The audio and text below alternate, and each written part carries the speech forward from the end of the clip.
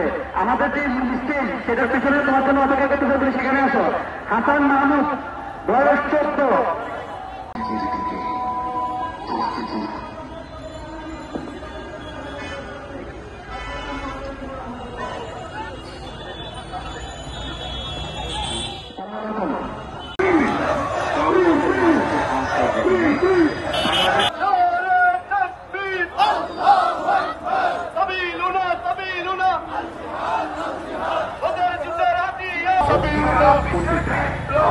الجهاد الجهاد بالله